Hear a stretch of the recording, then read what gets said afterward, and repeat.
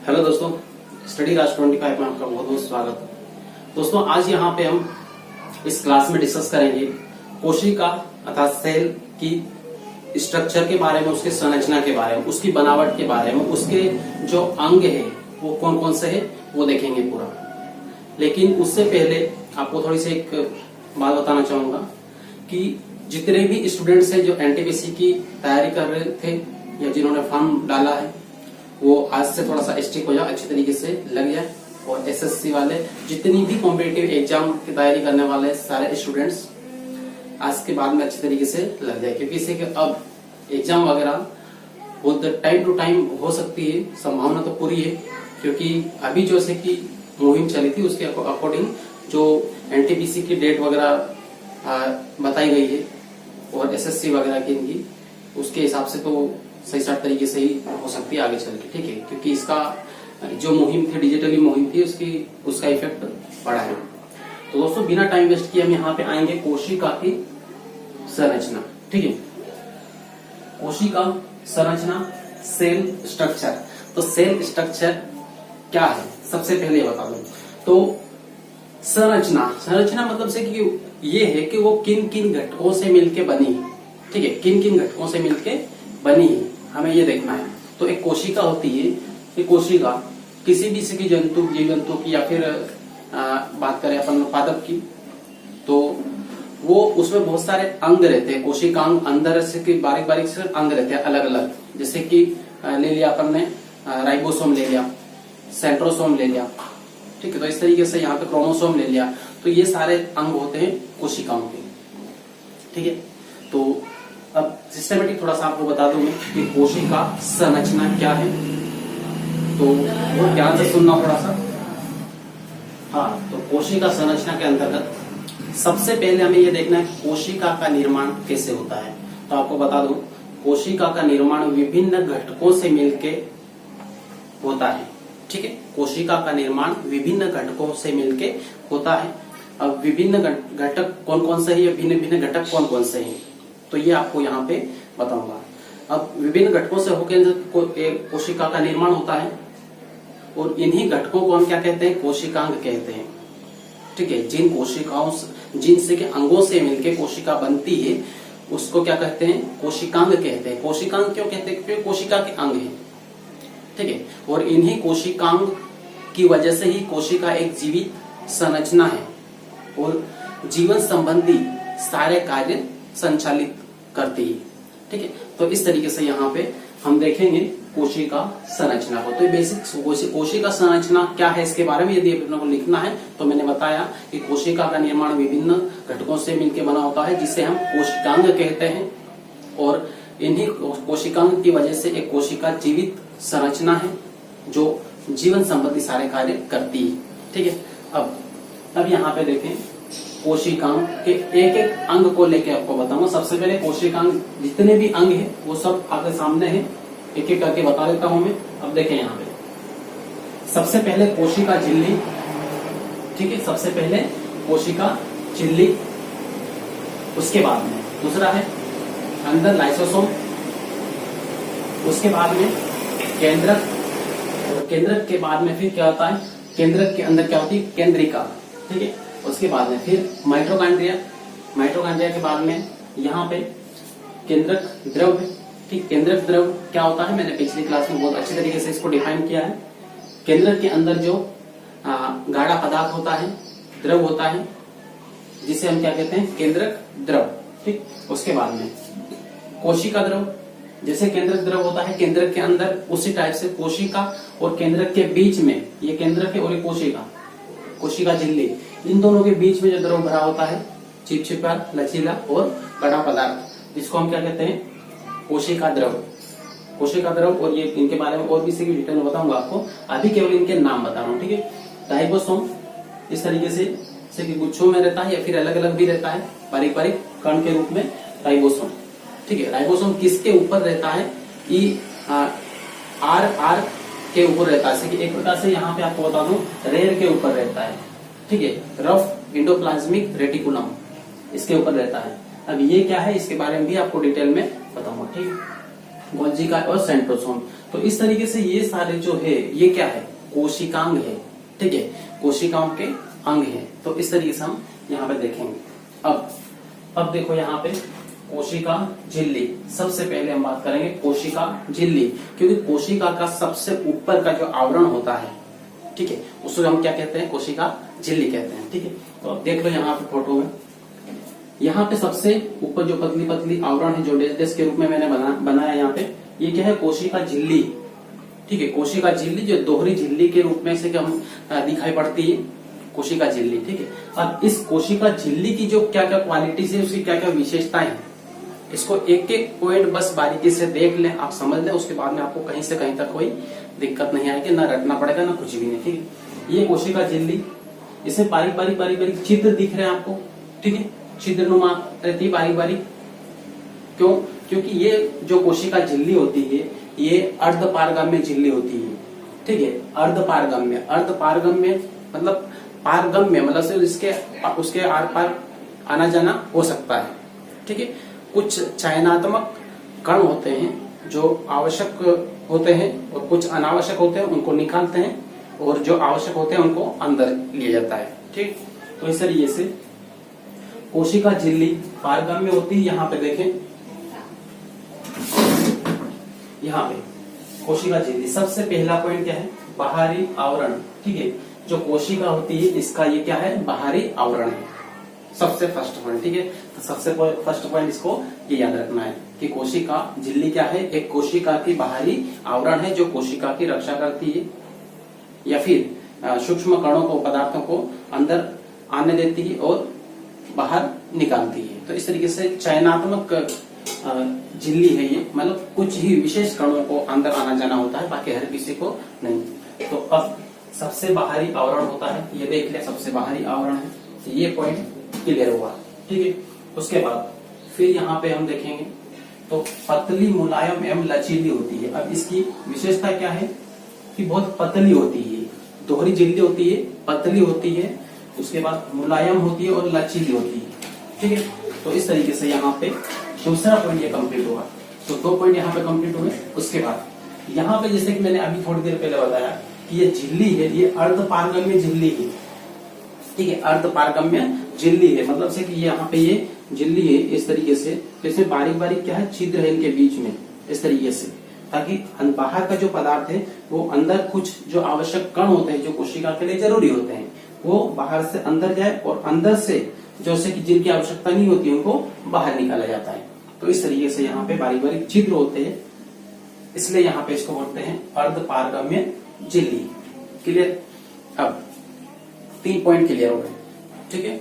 सबसे पहला कोशिका का बाहरी आवरण होता है, उसके बाद दूसरा पतली, लचीली और मुलायम होती है, तीसरा अर्धपारगम्य झिल्ली होती है, ठीक है। और चौथा इसका जो निर्माण होता है बहुत इंपॉर्टेंट है, ये पॉइंट है, आपको बता दे रहा हूँ कि ये कई कुछ एग्जाम में पेपर्स में आया हुआ पॉइंट है कि इसका जो निर्माण होता है कोशिका झिल्ली का वो किससे होता है। तो देख लो यहाँ पे लिपोप्रोटीन से इसका निर्माण होता है, लिपोप्रोटीन, ठीक है। तो लिपोप्रोटीन क्या है, मतलब लिपोप्रोटीन, प्रोटीन तो ठीक है आप समझ गए, लेकिन लिपिड वसा का ही एक रूप होता है जिसको हम लिपिड कहते हैं, ठीक है। इसके बारे में पूरा बताऊंगा जब से कि कार्बोहाइड्रेट वगैरह पढ़ाऊंगा, वसा और तत्व वगैरह, ठीक है, तो उसमें पूरा बताऊंगा। अभी केवल ये याद रखना, लिपोप्रोटीन। लिपोप्रोटीन मतलब कैसे होता है कि इसकी जो बनावट है झिल्ली की वो इस तरीके से है, तो बीच में यहाँ पे ये वाला जो है ये पी प्रोटीन है, ऊपर भी प्रोटीन है, मतलब बाहर की साइड का जो भाग है वो प्रोटीन से बना है, और इसका सेंटर का जो भाग है ये वाला, ये झिल्ली का सेंटर का भाग है, ये किससे बना है, लिपिड से बना है, ठीक है, लिपिड। तो इस तरीके से यहाँ पे हम बोलेंगे लिपोप्रोटीन, ठीक है, लिपोप्रोटीन यहाँ पे इसको बोला। तो याद रखना कोशिका झिल्ली का निर्माण किसके द्वारा होता है, तो किसके द्वारा होता है, लिपोप्रोटीन के द्वारा। क्लियर है? अब लास्ट पॉइंट है ये 5वां पॉइंट। इसमें अभी मैंने बताया था जैसे कि ये जो झिल्ली है अर्धपारगम्य झिल्ली है, और इसमें से कुछ ही कण, विशेष कण ही अंदर आ जा सकते हैं, ठीक है। तो इसीलिए इसको बोला कि ये झिल्ली है, ये चयनात्मक अर्धपारगम्य झिल्ली है। कैसे? चयनात्मक। क्यों? सभी कणों को अंदर बाहर नहीं होने देती है। ठीक, तो इस तरीके से यहाँ पे इसका एक कोशिका झिल्ली के बारे में पूरा कंप्लीट हुआ। कोशिका झिल्ली पूरी कंप्लीट हुई, इससे बाहर आपको पॉइंट नहीं जाएगा, केवल कोशिका झिल्ली की बात कर रहा हूँ। ठीक है, अभी बाकी एक एक पॉइंट लेके मतलब से कि लेंगे हम और समझेंगे उसको। हाँ, इसके बाद में से हम यहाँ पे देखेंगे कोशिका भित्ति। कोशिका झिल्ली से जैसे देखिए, जंतु कोशिका में कोशिका झिल्ली होती है और पादप कोशिका में क्या होता है? कोशिका भित्ति होती है। वो जितनी क्वालिटीज मैंने कोशिका झिल्ली की बताई थी, उसका जस्ट उल्टा कोशिका भित्ति का करना है। ठीक है, जैसे कि कोशिका भित्ति यहाँ पे कठोर होती है। ठीक है, सुदृढ़ और कठोर होती है। जिससे कोशिका झिल्ली जो थी, जो पहले बताया मैंने, वो मुलायम, लचीली और पारगम्य थी। तो यहाँ पे क्या है कि ये मुलायम लचीली नहीं होगी, ये कैसी रहेगी? कड़ी, मतलब कठोर। तो यहाँ पे हम लिख लेंगे इसको कठोर। ठीक है, कठोर या फिर कड़ी। तो इस तरह कठोर झिल्ली। ठीक, ये है। उसके बाद में दूसरा है पारगम्य नहीं होती है। ठीक है, पारगम्य नहीं होती है।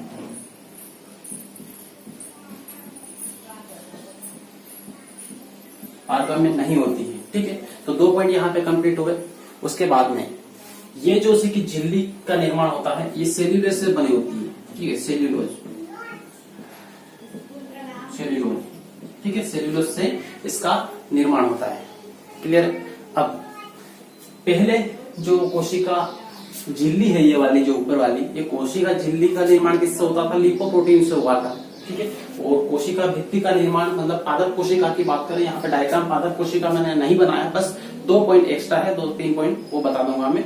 जैसे कि एक ही कोशिका भित्ति बता रहा हूँ, तो ये पादप कोशिका में होती है, जंतु कोशिका में नहीं होती है। ठीक है, तो यहाँ पे कठोर होती है, पारगम में नहीं होती है, और ये सेल्यूलोज से बनी होती है।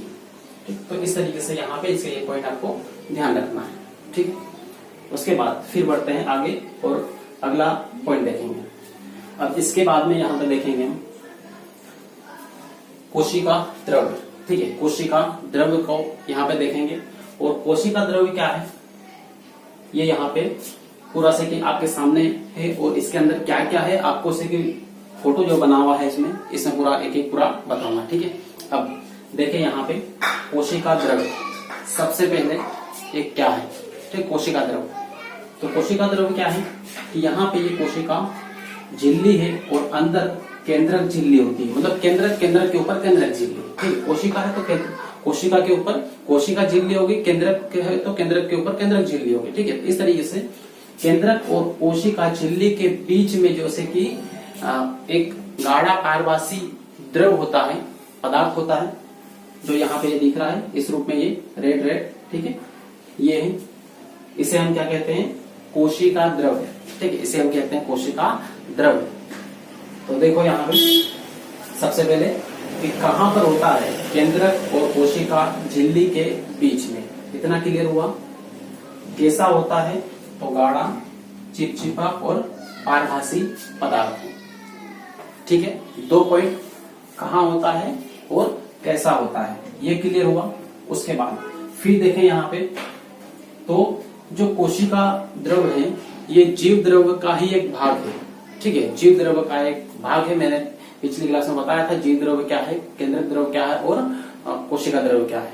तो यहाँ पे ये जीव द्रव का एक भाग है, मतलब कोशिका द्रव और केंद्रक द्रव, इन दोनों को मिला देते हैं तो क्या बनता है? जीव द्रव।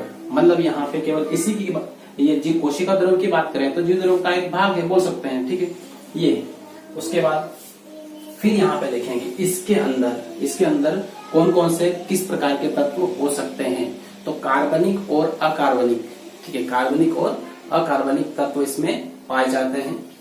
कार्बनिक के रूप में दिले हम, तो कौन कौन से हो सकते हैं? तो कार्बनिक ह्यूमन बॉडी में कार्बोहाइड्रेट रहता है, प्रोटीन होता है और वसा होती है। ठीक है, कार्बोहाइड्रेट, प्रोटीन और वसा, ये क्या है? ये कार्बनिक पदार्थ है। ठीक है, तो यहाँ पे देखें कार्बनिक पदार्थ ये है, और इसमें प्रोटीन है, वसा है और कार्बो लिखा, यहाँ पे जगह कम थी इसलिए कार्बो केवल लिखा है, कार्बो मतलब कार्बोहाइड्रेट, ठीक है। अब यहाँ पे ये इतना 3 हुआ, क्लियर है। फिर अब अकार्बनिक पदार्थ कौन कौन से हैं, जिसमें कार्बन की मात्रा नहीं होती या फिर ना के बराबर होती है, वो अकार्बनिक पदार्थ है, ठीक है। फॉर एग्जाम्पल वाटर, जल, ठीक है, जल है, लवण है और खनिज है। तो जल, लवण, खनिज ये कैसे हैं, अकार्बनिक पदार्थ, ठीक। तो इस तरीके से ये एक सेल के अंदर पाए जाते हैं, कार्बनिक और अकार्बनिक दोनों टाइप के पदार्थ, क्लियर। अब फिर इसके अंदर यहाँ पे दिख रहा होगा कि आपको यहाँ पे क्या RER और SER ये लिखा हुआ दिख रहा होगा, ठीक है, रेर और सेल। तो ये दोनों ही लिखे हैं, इसका मतलब होता है कि ये वाला जो ER है, ER, ठीक है, ER है, इस ER को 2 भागों में बांटा गया है। अब ER क्या है ये भी आपको बता दूं, तो ER का मतलब होता है इंडोप्लाज्मिक रेटिकुलम, ठीक है, इंडोप्लाज्मिक रेटिकुलम। तो यहाँ पे ये देख लो, लिख देता हूं यहाँ पे इंडोप्लाज्मिक रेटिकुलम,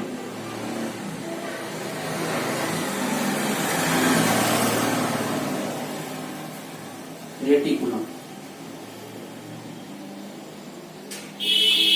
तो इंडोप्लाज्मिक रेटिकुलम ये इसका फुल फॉर्म है। तो अब यहाँ पे से कि इसके जो 2 भाग हैं वो कौन कौन से हैं ये देख लो।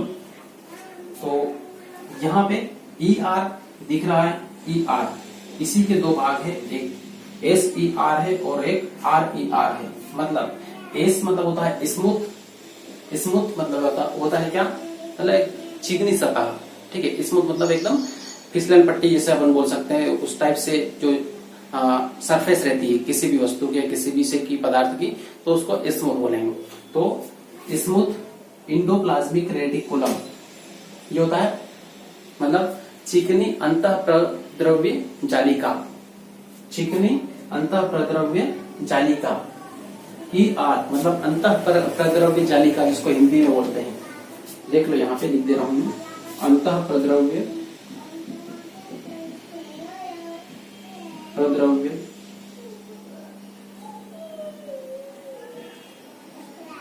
जालिका, ठीक, अंतःप्रद्रव्य जालिका। तो इस तरीके से यहाँ पे कोशिका द्रव्य के अंदर जैसे जालीनुमा संरचनाएं होती है, जो एक चिकनी होती है और एक रफ होती है, मतलब से कि एक खुरदुरी होती है, ठीक है।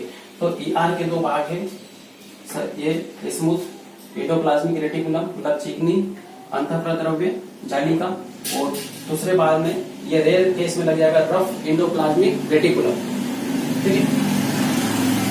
तो रफ इंडोप्लाज्मिक रेटिकुलम मतलब यहाँ पे रफ का हो जाएगा क्या, खुरदुरी। तो ये है चिकनी और ये है खुरदुरी, ठीक है। तो इस तरीके से यहाँ पे ER का 20 कंप्लीट होगा। अब ये क्या है ER वगैरह, और फिर इसके अंदर की इसके सेंट्रोसोम है, ये क्या है, राइबोसोम है, ये क्या है, तो इसके बारे में पूरा से अलग से एक क्लास पूरी कंप्लीट होगी, क्योंकि इसमें से इनको भी समझाने में टाइम काफी लगेगा अलग अलग सभी को। यहाँ पे केवल बस उसके मेन चीजें मैंने बताई कि उसके अंदर कोशिका द्रव है तो उसके अंदर क्या होगा, केंद्रक है, केंद्रक के अंदर क्या होगा। अब केंद्रक के ऊपर जाएंगे हम, ठीक है। तो देखेंगे यहाँ पे, लेकिन सिर्फ केंद्रक और इसको अभी बता दे रहा हूं आपको मैं।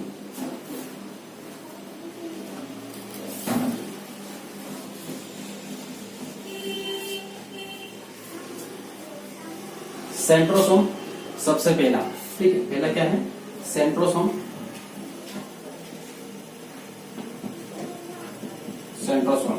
उसके बाद दूसरा ER, जिसको अभी बताया था मैंने, एंडोप्लाज्मिक रेटिकुलम ये, और तीसरा राइबोसोम,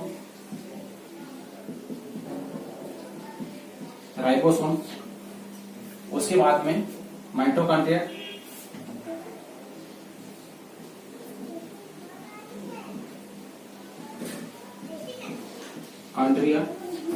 ये है। उसके बाद में बस ये इतनी चीजें हमें देखना है, मतलब से कि कोशिका द्रव्य के अंदर क्या होगा, सेंट्रोसोम होगा, ER होगा, राइबोसोम होगा और माइटोकॉन्ड्रिया होगा। तो इनके ऊपर पर्टिकुलर अलग से एक क्लास आपको कंप्लीटली मिलेगी। ठीक है, तो आज की ये वाली जो क्लास है इसमें यहाँ पे केंद्रक है। ठीक है, तो केंद्रक के ऊपर पूरी क्लास कंप्लीट होगी, क्योंकि इसके बारे में थोड़ा सा डिटेल में अध्ययन करेंगे। इससे जुड़े हुए प्रश्न बारीकी से इसके देखना पड़ेगा, क्योंकि इससे थोड़ा गहराई से भी क्वेश्चन आ सकते हैं। ठीक है, तो दोस्तों आज के लिए यहाँ पे इतना ही, उसके बाद फिर मिलते हैं नेक्स्ट क्लास में।